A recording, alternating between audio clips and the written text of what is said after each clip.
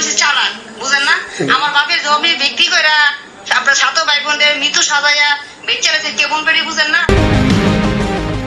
ব্রাহ্মণবাড়িয়ায় জীবিত 6 ভাই বোনকে মৃত দেখিয়ে বাবার পৈতৃক সম্পত্তি আত্মসাৎ এর অভিযোগ মেঝ ভাই আলমগীরের বিরুদ্ধে। আলমগীরের দাবি, আত্মসাতের মূল কারিগর সার্ভেয়ার আনোয়ার। আনোয়ার এ বিষয়ে মুখ না খুললেও তথ্য সংগ্রহের জন্য যাওয়া সাংবাদিকদের উপর করেছেন হামলা, মারধরের চেষ্টা করেছেন ভুক্তভোগী সাদ্দামকে। দিন ইসলামের পাঠানো তথ্যচিত্রে বিস্তারিত। ব্রাহ্মণবাড়িয়ার কসবায় নিজের জীবিত 6 ভাই বোনকে মৃত দেখিয়ে বাবার পৈতৃক সম্পত্তি থেকে বঞ্চিত করার জন্য মেহারি ইউনিয়ন পরিষদ থেকে মিথ্যা ওয়ারিশ সার্টিফিকেট নিয়ে জমিজমা আত্মসাৎ এর অভিযোগ উঠেছে মেঝ ভাই আলমগীরের বিরুদ্ধে। যে ভাই মারা গেছে ভাইয়ের নাম কি? আলম হোসেন। আচ্ছা, তাইলে আপনারা ভাই হলেন 5 জন, বোন 2 জন। এর ভিতরে সাগর বাদশাহ, সাধু, আনু, আলমগীর, আলম 5 জন। বোনের নাম কি?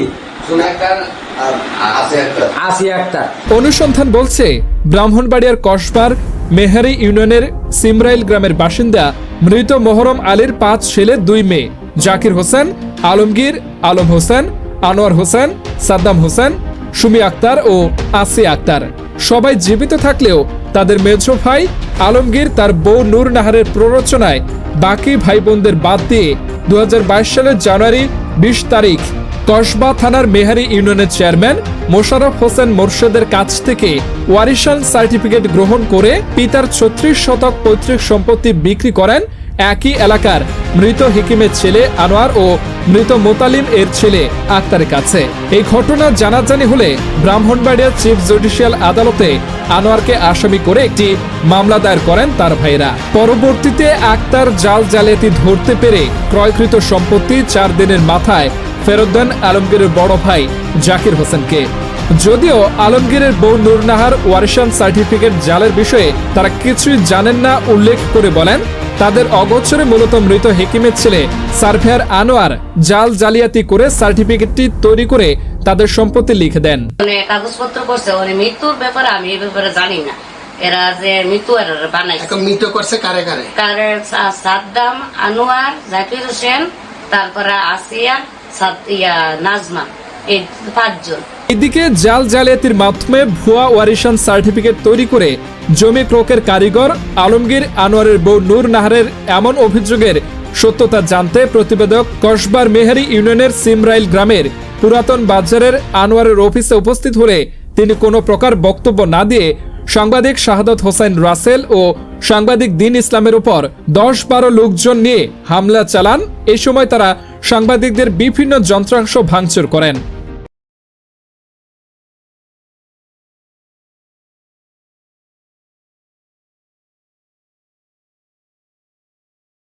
এ বিষয়ে সাংবাদিক শাহাদত হোসেন রাসেল বাদী হয়ে কসবা থানায় একটি অভিযোগ দায়ের করেন। এছাড়াও সাংবাদিকদের হামলার পরের দিন সকাল 10টায় অনেকটা ফিল্মি কায়দায় ভুক্তভোগী পরিবারের সাদ্দাম হোসেনের উপর বেপরোয়া আক্রমণ চালায় আনোয়ার। মুঠোফোনের সার্টিফিকেটের বিষয়ে জানতে চাইলে মেহারি ইউনিয়নের চেয়ারম্যান মোশাররফ হোসেন মোরশেদের দাবি, 2022 সালের জানুয়ারি 20 তারিখ তিনি আলমগীরকে কোনো ওয়ারিশান সার্টিফিকেট প্রদান করেননি। এটা যখন আয়া বলছে যে ওয়ারিশ জায়গার মধ্যে বেঁচে লাইছে, তো আমি ওয়ারিশটা আমি আনাইছি যে আমি বলছি আমরা তো সাধারণত গ্রাম পুলিশ দিয়া বাড়িতে গিয়া ইনকোয়ারি করে এরপরে আমরা তথ্য নিয়ে সেরা সঠিক যেটা এটাই দেই, কিন্তু আমার জানা মতে কোনো আমরা এই ধরনের দেই নাই। এরপর আমার যখন সন্দেহ হয়েছে তখন মনে করো যে আমি এটা আমি কিছু ওয়ারিশটা আনো, ওয়ারিশটা আনছে পরই দেখে যে এটা 2 নাম্বার, এটা ওয়ারিশের একটা ইয়ারা ওর উপরের পেটটা যে বানাইছে, উপরের পেটটা আরেকটা পেটের থেকে কাটটা নিয়ে যে বানাইছে, উপরের পেটটা আরেকটা পেটের থেকে কাটটা নিয়ে বানাইছে।